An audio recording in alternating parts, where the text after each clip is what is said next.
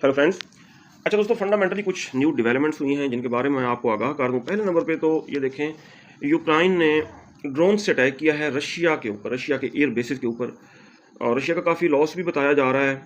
इसके अलावा fresh violence में गज़ा में 21 बंदे शहीद हो गए हैं। तो अगर हम न्यूज़ को देखें तो गोल्ड गैप आपके साथ ओपन हो सकता है और ये फर्दर अप जा सकता है 4000 की तरफ, क्योंकि अब रशिया इसका जवाब देगा और पूरी शिद्दत के साथ देगा।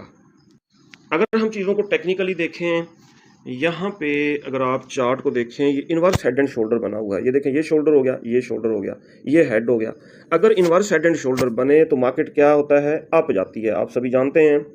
ये देखें, इसके अप जाने के ज़्यादा चांसेस रहेंगे और 1-2 घंटे बाद मार्केट जैसे ही ओपन होगी, जहाँ जिस लेवल को भी ये सपोर्ट बनाएगी वहाँ से हम बाय करेंगे नीचे छोटे स्टॉप लॉस के साथ, और बाय को आप होल्ड कर सकते हैं 4000 तक।